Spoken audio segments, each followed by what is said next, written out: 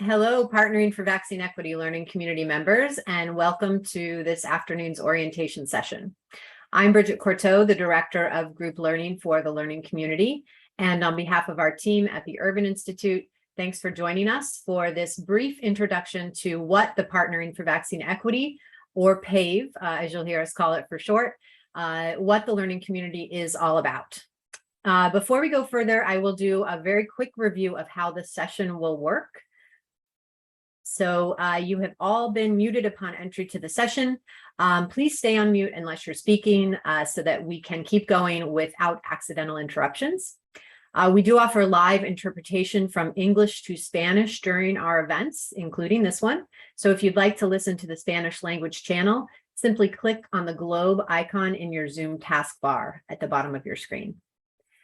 We will be leaving time for Q&A after our presentation. So raise your hand to be unmuted if you'd like to speak your question at that time, or you can use the Q&A tab at the bottom of your screen in the Zoom taskbar to type a question for us at any point during our presentations. The chat room feature is also open today. We encourage you to use it to introduce yourself or share comments. But if you have a question for us, please put that into the Q&A tab so that we're sure to see it and answer it. And finally, as with all of our learning events, we will post the slides and recording of this event on our community website. We'll also circulate them through the digests that go out to the CDC managed adult vax program listserv, which all learning community members should be a part of.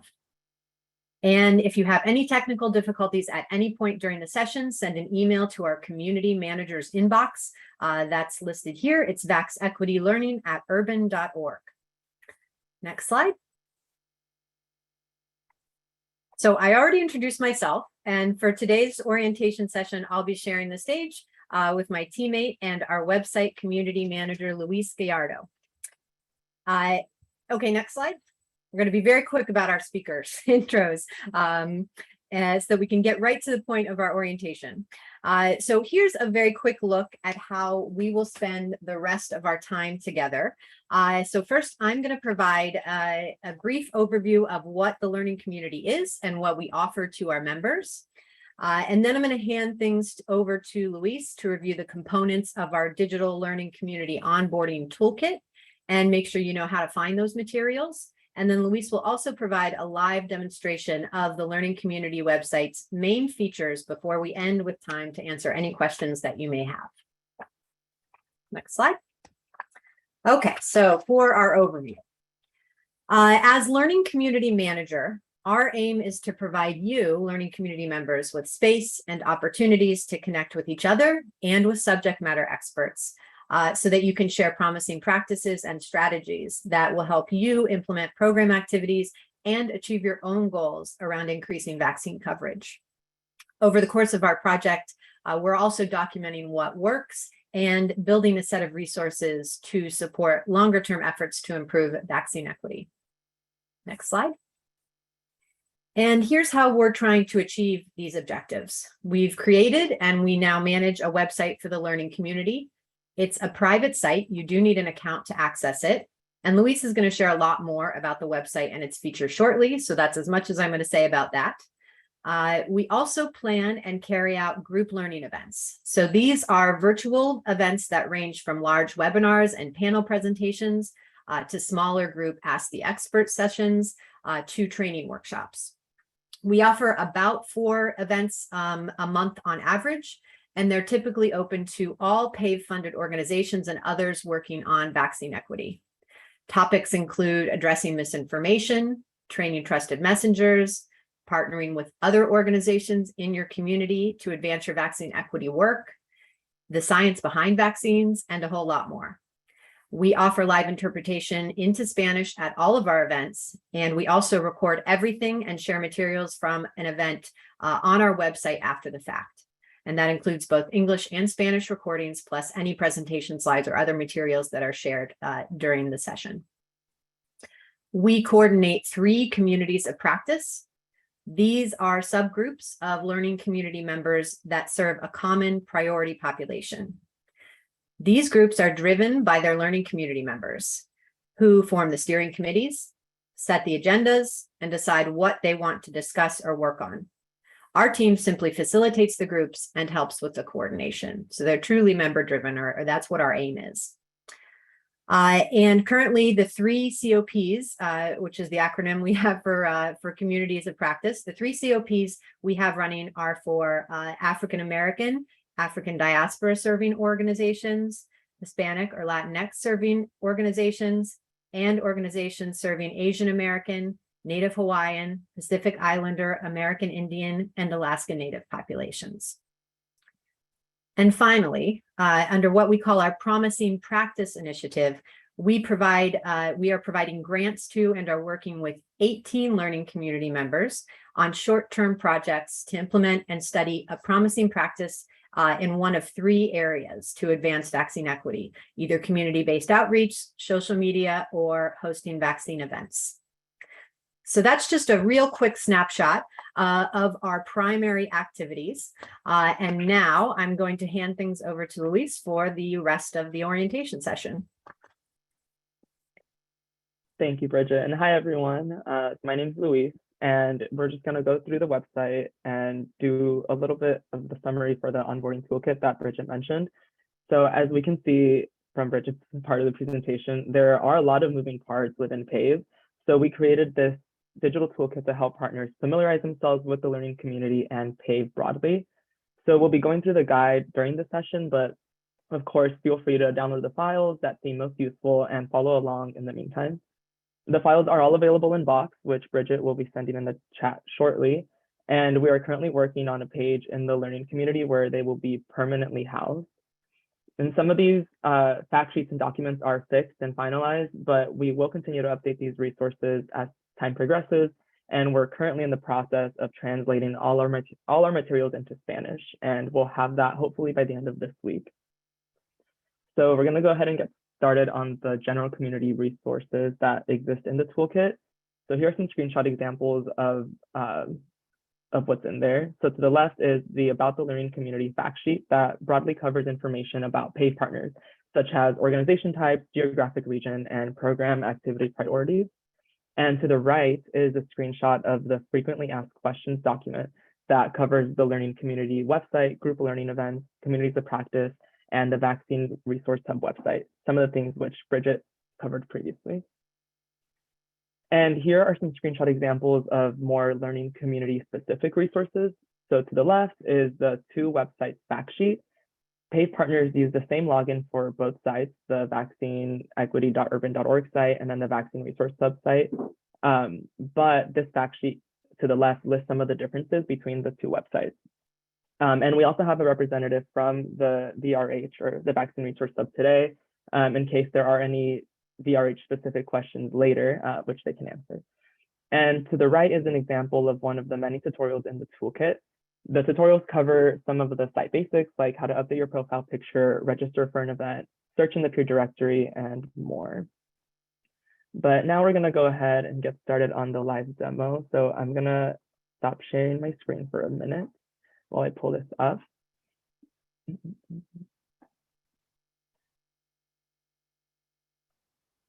Oh, and of course, to actually access the site, you're going to have to first register. And so let me go back actually to the presentation and show that.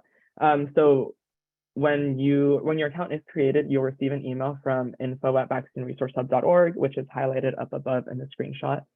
So you have to go ahead and follow the link in the email to create your password and then complete your account by signing into the learning community or the Vaccine Resource Hub, which are also linked in the email. A quick note about the email, the link does expire after a few days, so please just try to take action as quickly as possible. And if it does expire, feel free to send us an email at vaxequitylearning.org, which is also in the email. So yeah, and if you need to request an account later on, or let's say you have staff changes and there's someone new on your team that also needs an account, you can go ahead and refer to the FAQ document where we have the registration form linked there. All right, so now we'll go ahead and get started. And Luis, while you are doing that, I'm going to insert a quick important note, which is that immunization program managers, I know we have many of them probably in the audience, and those are going to be new learning community members, and they are going to have access to the learning community, even though they are not funded through the Partnering for Vaccine Equity funding stream. So may not be typical PAVE members or PAVE funded organizations, but still newly have access to learning community resources, including our website. So I know that many of you have not been onboarded to the website yet. We wanted to have this orientation first. But if you are an immunization program manager and are not funded under PAVE, but are getting access to the learning community through that route, in the next couple of days, sometime this week, hopefully, you will be getting an email like the one that Louise showed or just spoke of to finish registering yourself for an account on the website. And then you too will have access to all these different parts of the site that Louise is going to share with us. Yeah, and if you want to follow along while we're doing the live demo, we're going to be using the Learning Community To-Do checklist that's in the onboarding toolkit. So if you want to go ahead and pull that up, you can. And just as a quick note, the tasks in the checklist all have respective tutorials linked to the rightmost column.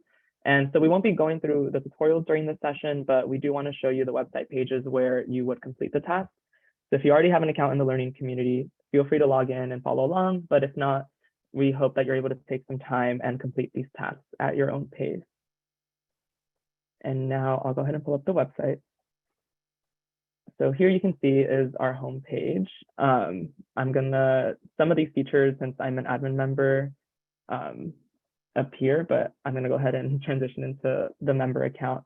So this is what your homepage would look like. And we'll go ahead and get started on the first task, which is updating your profile picture. So for that, you go ahead into your profile page. This site or this page on the website has all your personal information housed, but to change your profile picture, you go ahead and click this icon right here to change the picture. And you can also add in more information about yourself if you want to include a bio, your pronouns, and any research specific or priority population work that you're doing here. And also one request that we do have for all of you that are joining the site is when you do get the chance, if you could upload your city or state information in your profile as well. That's housed right there where the little pencil icon was. You don't even include your address, but we'll explain later why the city or country might, or city and state might be important to have. Up next, we're gonna show you where the PAVE Learning Community events are in the events tab. So for, if you ever want to register for any future events, you go ahead here. You can see we have the orientation today. We also have an event tomorrow. And you can, that's pretty much it for the month of October, but you can always go into the past events page and see some of the events that we've had in the past. So you can read about them and yeah, you can just see what we've covered or what topics we've covered. Next is the discussion board. So for that, you go under Discuss and Learn to the Discussion Post tab. Here you can see every discussion post that was made since we first launched the site last July. So it goes back pretty far. But this is also a really good place to find any announcements or any communications resources that have been uploaded by other members in the site. And to post your own, you go ahead and click on Post New Message, and then fill out the text boxes respectively, and yeah, whatever you want to put on here and go ahead and post. We do moderate the post, it's community moderated, so other people, everyone will be able to see what you're uploading. But yeah, just something to keep in mind. And then up next is very similar to posting on the discussion board, but to upload a resource, you go into the community library. This is also where all of the post-event resources are. So for example, we are recording today's session and we will be uploading the video recording into this community library section. We also post it on our YouTube channel, which is linked in the frequently asked questions. But yeah, you'll find a lot of those resources here. And if you ever want to upload a resource, you can go ahead and click on Create Entry. Very similar to the discussion post, but you would just select a file type here, and that's pretty much the only difference. Up next is the peer directory function of the site. So here you can see everyone that has an account, but the cool thing about the site is you can always search the directory. Now here's why we want to encourage you all to fill out your city and or your state, because if you ever wanted to do, if you ever wanted to have like information about a target city and you know that there's learning community members present in that city, this could be a great way to find people you're looking for geographically. But of course, the other links work just as well. So if I wanted to find Bridget, I would just type her name, and there she is. Now, when in the search results, you also have the option to send a message or add someone as a contact. So you can choose both or whichever one you want. And those requests and messages are all housed in your profile site. So we're back here in my inbox. And so here you can see there's some system emails, but your contact request will be here. And so moving on to the next task, which is customizing your notification settings. For that, again, you're in your profile site or page and you go on my account and community notifications right here. And here is where you can, you'll see a list of the communities that you're a part of. I know Bridget talked about some of the communities of practice earlier. So if you're in that, this is where they will also show up. And you just have the options to personalize how you receive your notifications. So as a note, upon upload to the website, everyone is automatically subscribed to Daily Digest. So you're receiving, a summary email at the end of the day with everything that happened on the webpage. But here you can, so I have it set as a consolidated weekly digest, which means I get my emails on Fridays. And it's a summary of everything that was uploaded that week. Just because I know it doesn't show it here, but I am a part of multiple communities. And so for me to receive a daily email at the end kind of becomes overwhelming. So this just allows me to get one big email with all the highlights from the week. And last but not least on the guide is how to upload a document to the Vaccine Resource Hub. So both sites have direct links, so you can go back and forth. Ours is here in the homepage under Find and Share Resources. So you would click on More. And since I'm already signed in to the learning community, automatically I am signed into the MyVRH account, since like we mentioned before, they do use the same login. And so here's the page where you would submit a resource.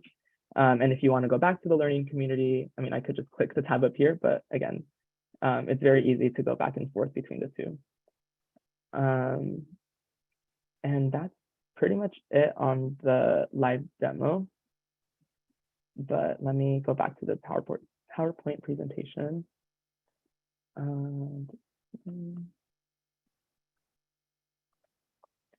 All right, so we're back, and yeah, congratulations everyone. I guess you're all officially onboarded to the learning community. Now you can always refer to this checklist to refamiliarize yourself and check off some of these items on your own time. Well, the learning community is a very unique site, and I'm not just saying that because I spend a lot of time on it, but the site's usefulness really does depend on how much we as a community put into it. So whether it be uploading helpful resources or posting discussion board questions, comments, or simply adding a photo and adding your city name to your profile. There's still a lot we didn't cover today, just because we didn't have time, but as I mentioned previously, these tutorials are meant to help. So just keep in mind that everything we went over today has more specific steps that you can follow to complete the tasks at hand. And as always, if you ever have any questions, please either refer to the FAQ document or send us an email at vaxequitylearning@urban.org. And with that, we are now happy to answer any questions that came up during the session or any questions about the learning community broadly that we didn't cover.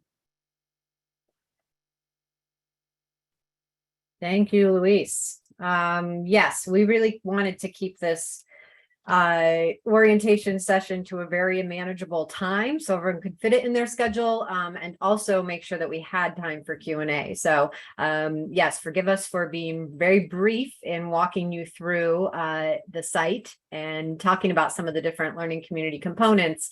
But given that we're pairing this with the onboarding toolkit, which has fact sheets and FAQs and other materials that you can kind of go through on your own pace, at your own pace, this was a way to kind of give you a brief introduction and then let you kind of peruse some of that stuff on your own.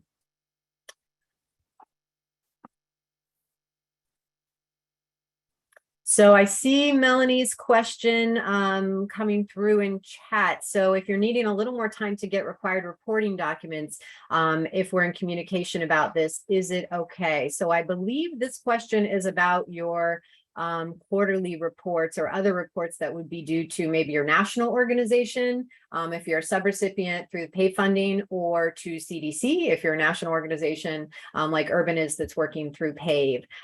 So yes, I see that that's correct. So those reports are actually not coming through to us. We use that information as learning community managers, but we are not the receivers of that information. So that is something that you should contact your CDC project officer, if that's your main contact for PAVE, or if you're a subrecipient and you communicate primarily with a national organization that's supporting you, those conversations would be with your national organization or your CDC project officer. So that kind of information shouldn't come to us. However, if it does come to us, we'll get it to the right place. So we understand part of what we're trying to address with our orientation session and a lot of our onboarding materials is the fact that there is sometimes confusion about the various organizations involved in managing the learning community and the PAVE program, which is very large.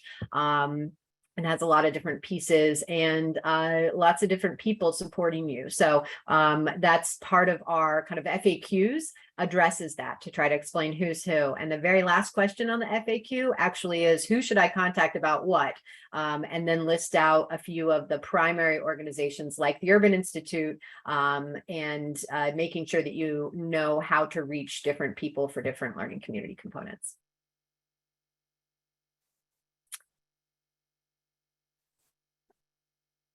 So let's see if any other questions come in, and also check to see if anybody has their hand raised. Sometimes I don't remember to do that. I don't see any hands raised. One other thing I thought I would mention, it is in one of the fact sheets, but it's a question that's come up in other orientation sessions we've done about our website. Is sort of how to know when to put a resource on the Vaccine Resource Hub versus when to put a resource on our community library. So the two websites fact sheet that's in the digital toolkit, and Luis actually showed a screenshot of it when he was going through his presentation. That website actually explains a little bit more, and there's an FAQ question about this as well. Our community library is only for us, for the learning community members. It is not publicly accessible. So anything you share there will remain within the learning community. And also there is no kind of review process there's, none of us are going through and kind of checking or tagging each document that's uploaded.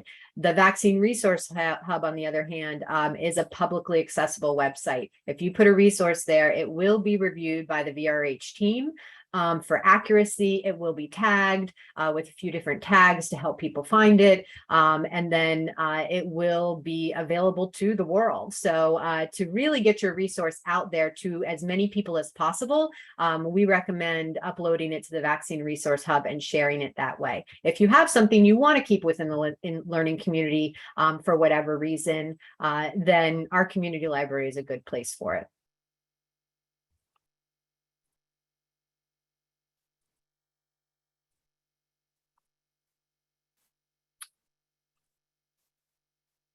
Yes, the login and password, I'm going to answer Melanie's first.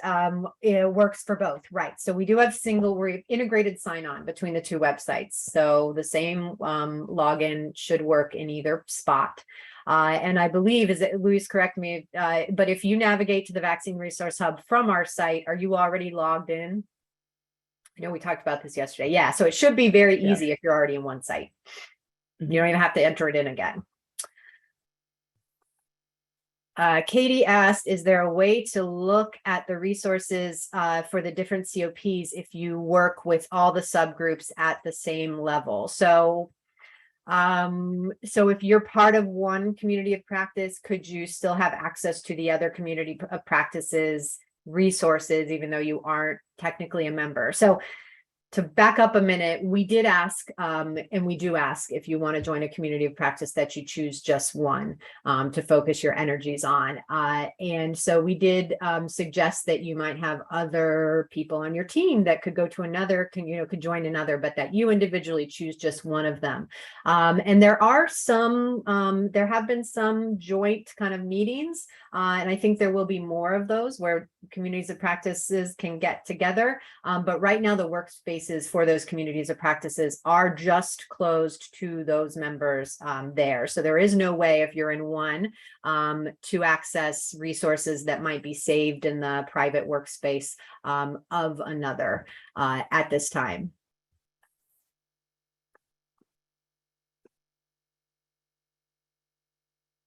Yes, thank you, Caitlin. So Caitlin is our rep here from the Vaccine Resource Hub at the CDC Foundation.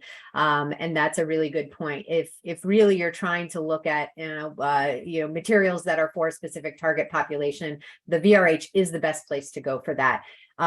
Luis, are the communities of practice at this point using the workspaces to do much uploading of resources and using their libraries? My sense is that that is not a well-used part of their workspaces right now. So you probably wouldn't find much there anyway. Yeah, that's correct. So they're there if the COPs want to use them, but it's really up to them. And they may have other ways that they're sharing resources among themselves.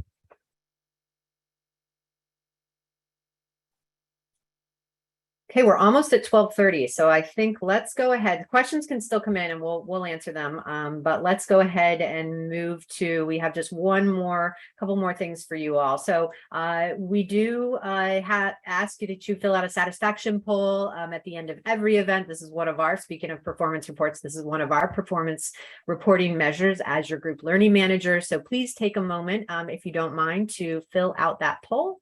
And while you're doing it, I just want to remind you of a few things that are coming up. This is another part of our events. Usually we do have a slide at the end that sort of plugs things that are coming up. So that's one way to learn about our events. We're going to have 2 more orientation sessions in this sort of program year. We have another one scheduled for December 1st and then one scheduled for February 1st. Basically be the same thing that we're doing now. So probably you don't want to attend those, but if you have new team members or something, keep those dates in mind. Registration links are not ready yet, but they will be coming to our learning event calendar very soon. And then tomorrow we have a co-working session on performance measurement.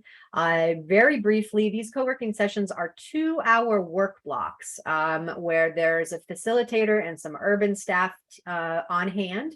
And there are some, some opening remarks, but the primary purpose of these co-working sessions is to get down to business and work in this condensed period. So we have timed kind of work sprints where basically you're working independently, but kind of side by side in a virtual world with other peers. And the topic of this is performance measurement, and we scheduled it so that learning community members participating can bring and should bring their performance reports. I believe the ones that Melanie was asking about earlier, they're performance reports that are due in October. So there's for the subrecipients in PAVE, they have a report due at the end of this week, and then the national organizations have a little bit longer for their reports, but theirs are also due in the middle of the month. And so there are only 3 spots left. This is a limited capacity event. 3 spots left for this co-working session tomorrow. We do ask if you sign up that you come prepared with something related to performance measurement to work on.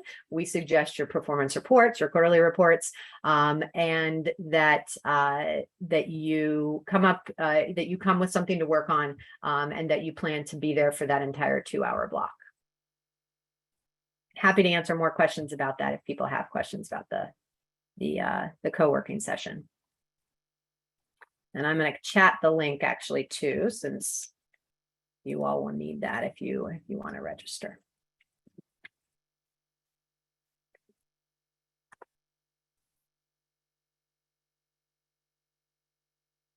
Okay, so I think that's all from me. Luis, anything you wanted to end with? No, that's all. Thank you all for joining, and just as always, feel free to contact us either through the vaxequitylearning@urban.org email, which we've said so many times throughout this presentation, or if you ever want to send us a message on the Learning Community platform, you can also go ahead and do that.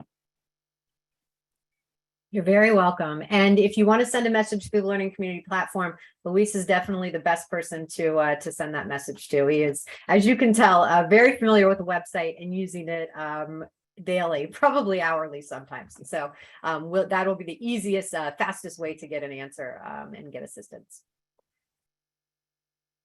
Thank you very much and enjoy the rest of your afternoon. Hopefully we'll see you again soon at an event.